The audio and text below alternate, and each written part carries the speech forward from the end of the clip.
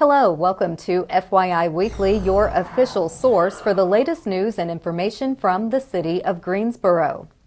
The City of Greensboro Neighborhood Development Department is accepting proposals for 3 services related to housing rehabilitation for 3-year contracts beginning in February 2018.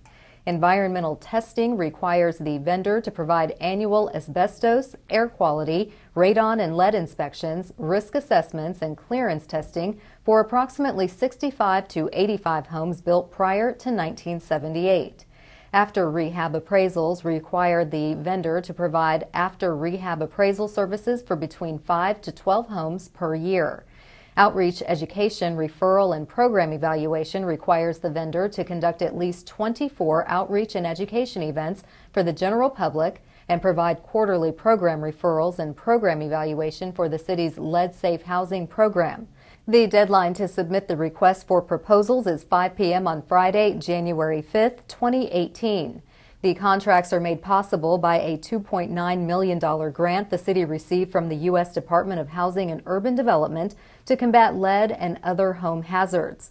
For more information, please call Jennifer Freeman, the city's Rehabilitation Program Administrator, at 336-373-2530. The Greensboro Police Department promoted 16 of its officers to a higher rank. They received their new badges during a ceremony that took place in the City Council chambers at City Hall. The department promoted 2 lieutenants to captain, 3 sergeants to lieutenant, 7 officers to sergeant, and 4 officers to corporal. Chief Wayne Scott says this is a great day and a great celebration for the GPD family. We recognize 16 officers who are willing to take on additional challenges for the greater good of our community. William Graves is the officer with the most seniority to be promoted. The 28-year veteran with GPD and a Marine Corps veteran advanced to the rank of captain. He was most recently assigned as a watch commander. In his remarks to those in attendance, he stated his colleagues have a passion and love for the job of policing. Captain Graves will assume command of Patrol District 3 in January. The results are in for round 2 of participatory budgeting. This year, nearly 1,200 residents cast their vote to fund 26 transportation and park-related projects. The PB Cycle 2 voting took place from October 23rd to November 18th. PB allows residents age 14 and older to decide how to spend up to $100,000 in each of the city's 5 council districts. Residents submitted 388 projects for consideration. Volunteer PB budget delegates and staff evaluated the proposals and put 41 projects on this year's ballots. The 26 winning projects include new bus shelters, solar-powered personal device charging stations, revamped playgrounds and greenways, and a new turn lane and crosswalk. Participatory budgeting gives residents a way to directly tell the city what they value. For example, residents wanted safer pedestrian access, convenient places to park their bikes and recharge their cell phones, along with better playgrounds for children with disabilities. Valerie Warren, who serves as the Community Engagement Coordinator for the PB program, expresses the city's appreciation to all the residents who participated. The winning projects will be submitted to the city manager to be included in the 2018-19 fiscal budget. City Council will review the budget in the spring. In an effort to help our employees and residents improve their quality of life, the city has partnered with Cone Health for a series of brief and informative videos designed to inspire you to get fit and stay fit. Let's check in with our friends at Cone Health for today's news for your health.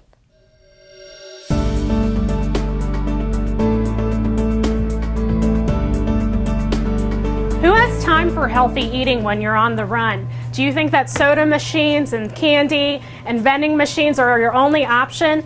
My name's Jennifer Williams and I'm a registered dietitian at Annie Penn Hospital, and I'm going to provide you with some tips about healthy eating and healthy snacking when you're on the run. I know you're busy too, so let's go. A lot of people don't have time to eat breakfast because they think it has a lot of preparation involved, such as bacon and eggs, things like that, but there's also some really healthy options that you can use for breakfast. I know a lot of times people like to go for the honey buns and things like that, but unfortunately these have a lot of sugar and unfortunately aren't things we should be eating every day. Kind of going along the same route, something that would be good are things like these sandwich thins that are very low in calories, high fiber source. You can easily stick those in the toaster, add some peanut butter for an on-the-go breakfast. Oatmeal is also a great choice. It's got high fiber, and also adding something, say like a boiled egg to it, will give you that additional protein.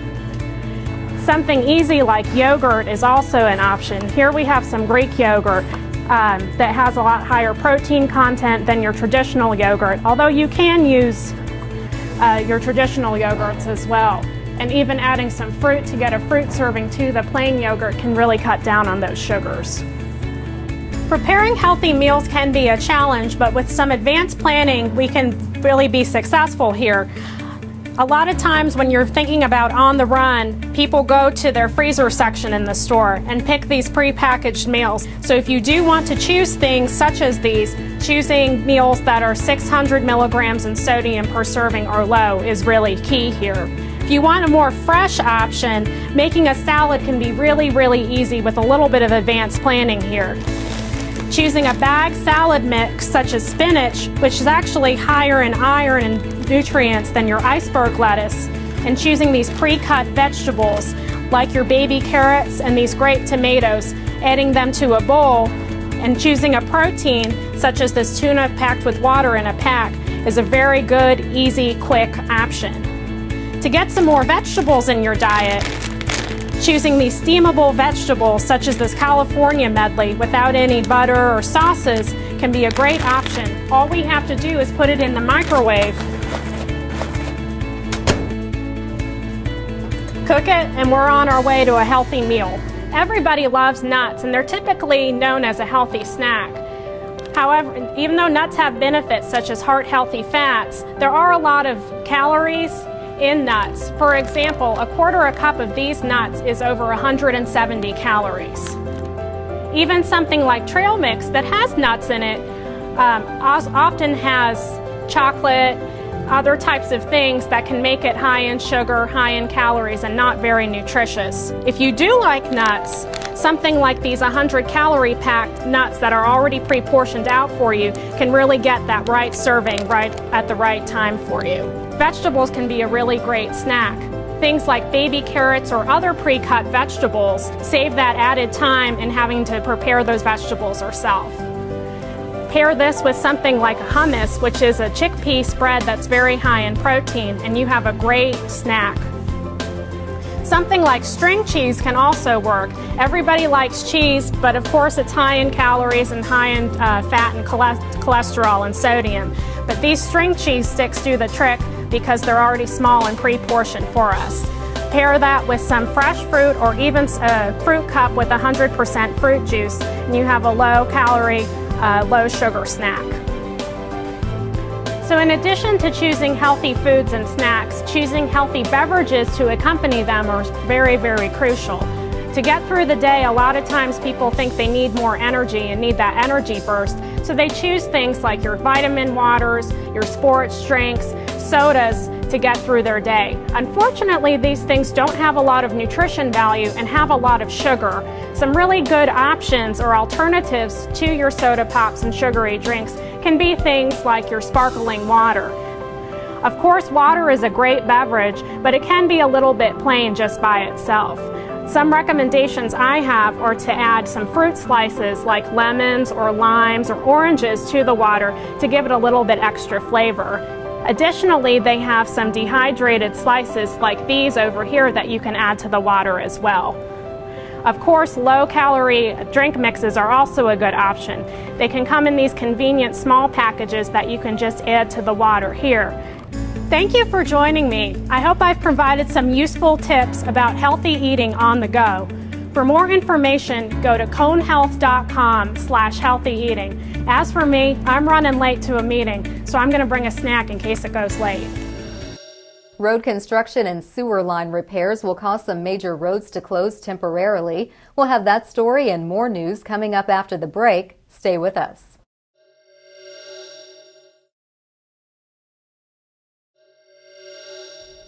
Welcome back to FYI Weekly.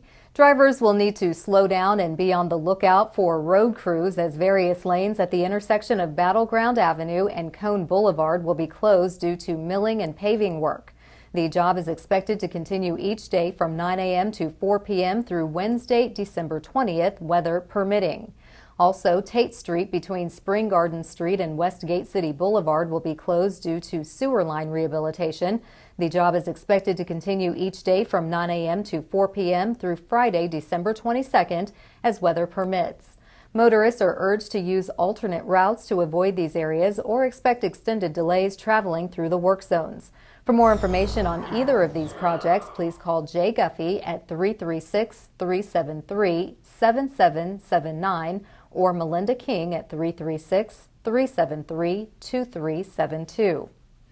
The Greensboro Urban Ministry, the Interactive Resource Center, or IRC, and the YWCA will partner to ensure individuals experiencing homelessness will stay warm on the coldest winter nights at warming centers and seasonal shelters. The January 2017 Guilford County point-in-time count found 573 people experiencing homelessness. Some 104 were unsheltered. The City of Greensboro's Winter Emergency Response Plan will be in effect through March 31, 2018. The plan triggers a white flag emergency when the forecast calls for temperatures of 25 degrees or lower for at least 2 consecutive hours. During the 2016-17 winter season, white flag emergency conditions were declared on 22 days. As many as 130 people visited warming stations each night. In the 3 years since the partnership formed, Greensboro has not lost any member of our community for a lack of shelter from the winter weather. Under white flag conditions, emergency warming centers with relaxed admission rules open at the YWCA and IRC. The IRC expands its operations to a 24-hour service, coordinating the emergency response efforts and serving as a welcome center. The white flag will be flying outside the IRC located at 407 East Washington Street on days when the warming centers will be open. Individuals in need of shelter on a white flag night should call or visit the Interactive Resource Center at 336-332-0824. Prepare to stay organized in the new year by tracking your activities on the 2018 Friends of Greensboro Parks and Recreation Foundation fundraising calendar. The calendar costs $12. For an additional $3, it can be shipped to you if you purchase the calendar online. Proceeds from the sales will provide financial assistance for children to participate in parks and recreation programs. The calendar was created in partnership between the nonprofit foundation and a group of professional and amateur photographers. Purchases can be made either online or in person, weekdays from 9 a.m. to 4:45 p.m. at the Parks and Recreation headquarters located at 1001 4th Street. To learn more about the Friends of Greensboro Parks and Recreation Foundation, visit the group's website. In an effort to spotlight and celebrate the entrepreneurs, the artists, the community builders, and essentially the next generation of leaders, the City of Greensboro is proud to partner with Action Greensboro to introduce our Made in Greensboro series. This day we place the spotlight on artist and small business owner Cassandra Liuzzo.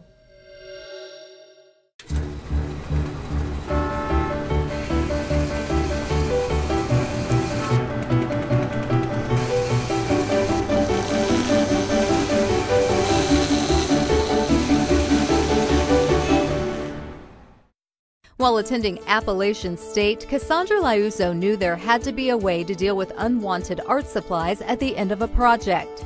After college, Cassandra spent 4 years making art and working for her parents' e-commerce company, gaining the tools to open her own small business. Initially, she set up an Etsy account and started selling her old college art supplies. Not long afterward, she was offered her first space underneath Geeksboro. In October 2014, Shelf Life Art and Supply Company opened at 2178 Lawndale Avenue. Artist quality brand new fine art supplies are sold, in addition to used art and craft supplies. Pre-owned supplies are accepted in exchange for store credit, where those are then sold at affordable prices. The store also offers art classes, workshops, and professional custom framing services. Cassandra chose to stay in Greensboro to help create a culture that would encourage other young people to stay.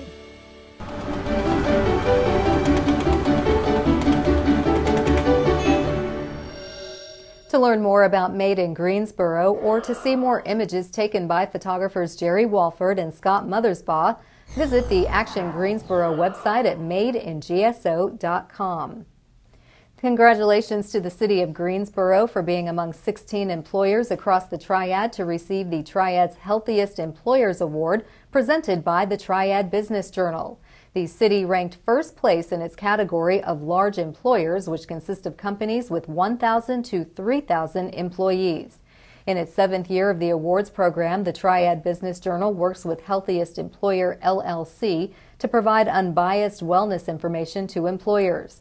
Greensboro was lauded for its Health Rewards program, which tracks participation with employees earning cash and paid time off by completing an annual health assessment, biometric screening, preventative doctor visits, along with attending educational programs or participating in fitness programs such as boot camps or yoga classes offered at one of 3 gym facilities.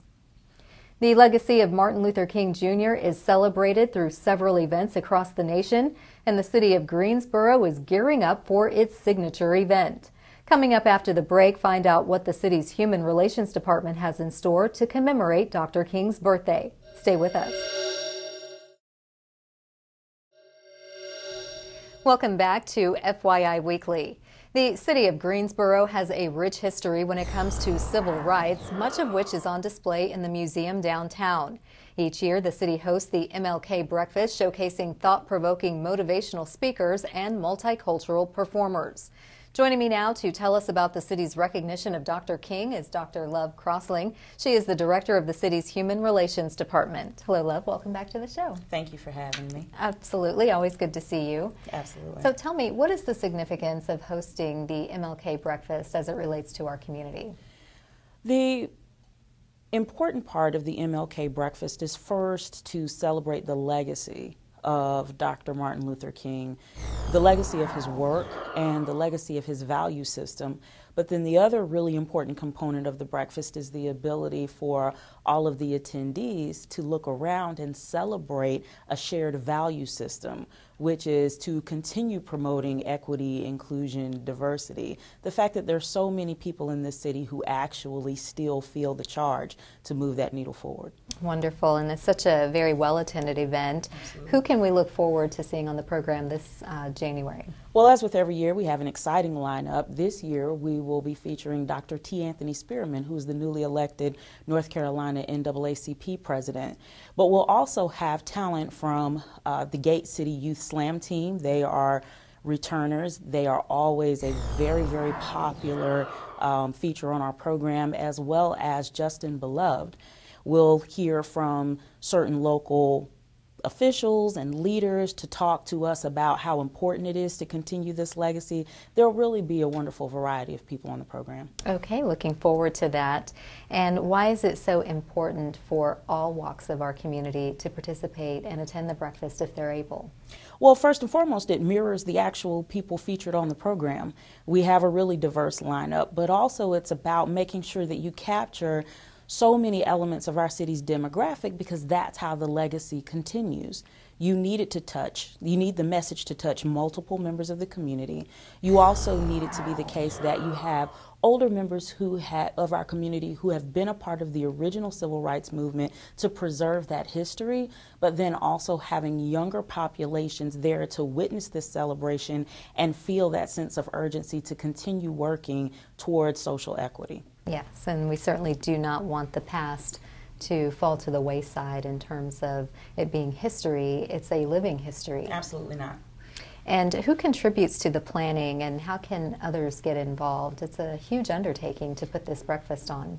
It definitely is a significant undertaking, but we have wonderful people at the table. First and foremost, it's important to note that this program is sponsored primarily by the Human Relations Commission, and specifically it is the Human Services Subcommittee that does most of the planning work along with city staff. But any member of the community actually can participate in the planning of the program. And we're really trying to be much more proactive this year about making sure that people are aware of the fact that they can participate. So we're going to have on our evaluation cards the ability for people to sign up to be contacted to plan the next year's program, as well as making sure that people know they can contact our office, the Human Relations Department office, specifically Marion Davis or Jody Stanley, so that they can be a part of next year's planning. Okay, and that might include some corporate sponsors to really bolster what's already been done. Absolutely. And what do you or other members of the planning committee hope will be the major takeaway for those who are able to attend the MLK breakfast? Overall, we're hoping that people walk away with a sense of pride, that Greensboro is a community that still celebrates not only Dr. King's legacy, but the legacy of so many other contributing community members who want to sustain and further promote equity, diversity, and inclusion. But the other thing that we hope people walk away with is a charge to challenge themselves to see what their particular part can be in the overall movement, the overall effort for social equity. What can I do to be an effective contributor in Greensboro to making sure that all people feel that they are valuable and important and that this community is a harmonious one for people to live in? That is a wonderful takeaway. And having said that, we want folks to still be able to attend if they have not received their tickets or purchased their tickets. How can they make sure that they get in on that? Well, first and foremost, the tickets are $20, and you can contact Marion Davis at the Human Relations Department. The direct line to contact our office is 373-2550. But then you also have the ability to mail your check in to the Human Relations Department, and our address is on our website. Okay, well, this is going to be obviously another fantastic lineup as far as who the presenters are. Yes. The breakfast is always wonderful. I enjoyed it last year, and I'm certainly looking forward to this year, and I'm sure, no doubt, it will be a great success. It's going to be excellent. It's going to be an occasion to remember. Well, thank you, Dr. Love Crossling. It's Thank always you. a pleasure. Come back and see us. Certainly. Stay tuned for a little-known fact about Greensboro as we tell you something about the city. That's coming up after the break. Stay with us. Welcome back. One way to stay informed about what's happening in the city is by attending or tuning in to city council meetings. The Greensboro City Council meetings are open to the public, but if you can't attend, we broadcast the meetings live right here on GTN. Council meetings take place at 5:30 p.m. on the first and third Tuesdays of the month on Level 2 of the Melvin Municipal Office Building located at 300 West Washington Street. Beginning in January, Council's first meeting of the month will primarily be focused on receiving public comment, recognition and presentations, and consent items. The meeting occurring on the third Tuesday of the month will primarily be for public hearings and business items with no public comment. The fourth Tuesday of the month will be reserved for a meeting as needed. To review the council meeting schedule and agendas, please visit greensboro-nc.gov/council meetings. Here's an opportunity to learn a little something about the city. The Innovation Village area presents an exciting opportunity for the city to create a vibrant hub of community life in southeast Greensboro focused on its unique assets. To facilitate this transformation, the City of Greensboro is developing a framework to guide future planning for that area. Identified as an activity center in the Connections 2025 Comprehensive Plan, the Innovation Village area has seen significant investments over the past decade. Building on these assets, this planning process will strengthen connections between community facilities and surrounding neighborhoods, leverage future public and private investments, and build a framework to create a vibrant center of activity that benefits all area stakeholders. The Greensboro Planning Department was selected through a competitive process to receive a technical assistance grant from the American Planning Association's highly regarded Community Planning Assistance Team. The all-volunteer team of planning experts visited Greensboro in early December. The team conducted focus groups with specific stakeholder interests and conducted a public input meeting on December 7th. The team presented final recommendations to city and neighborhood leaders on December 11th. A final report will be prepared by the team in the coming weeks. Coming up after the break, we'll showcase our community spotlight, but first prepare to mark your calendars for all the great events being featured this week on the town.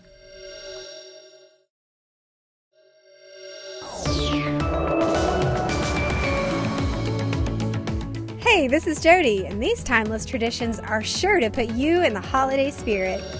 Check out the Piedmont Winterfest happening now through January 28. Lace up your skates and head over to LeBauer Park. There's also an ice slide for lots of family fun. For more details on Winterfest, including schedule and specials, head over to PiedmontWinterfest.com. This weekend, come out and watch your Greensboro Swarm play at the Coliseum Fieldhouse. On Friday, they host the Windy City Bulls, and on Saturday, the Lakeland Magic. Both games begin at 7 p.m. There will also be games next Tuesday at 1 p.m. and Thursday at 7 p.m. against the Wisconsin Herd. To purchase tickets, go to GreensboroColiseum.com. Come experience the joy and wonder of Beautiful Star and Appalachian Nativity, the biggest hit in Triad Stage's history. Starting with Genesis and going all the way to the Nativity, they spin a holiday story with down-home laughter, toe-tapping music, and a tug at the heartstrings. You won't want to miss this show, running now through Christmas Eve. For show times and ticket information, visit triadstage.org. If you haven't been already, make sure to make a trip to the Greensboro Science Center and check out their new exhibit, Prehistoric Passage, Realm of Dragons. Step back in time and experience what life was like in the days when T-Rex ruled, Pteranodon flew overhead, and the end of an era was imminent. For more information, visit greensboroscience.org. On Sunday, December 24th, come out to the O. Henry Hotel for a live Christmas Eve jazz performance. Enjoy vintage craft cocktails and delightful tapas garnished with an eclectic array of jazz artists performing in the styles of contemporary jazz with no cover charge. For more information, go to ohenryhotel.com. Keep watching FYI Weekly right here on GTN to find out more about events happening on the town. Welcome back. Today's Community Spotlight is placed on United Way of Greater Greensboro. United Way is creating partnerships to reduce poverty in Greater Greensboro. For years, United Way of Greater Greensboro raised and allocated money to a network of agencies that met a variety of worthwhile needs in our community. Times have changed, and so have the community's needs.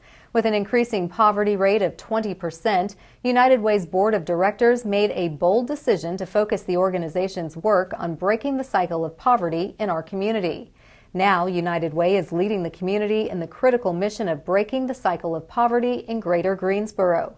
United Way creates partnerships to assist with the goal of reducing poverty. Replacing poverty with self-sufficiency requires more than a handout. It requires everyone in our community working together to help people achieve long-term and sustainable success. United Way leads innovative initiatives such as the Family Success Center, which offers an array of services in one location so entire families can access all the help they need to further their education and careers and improve their financial stability.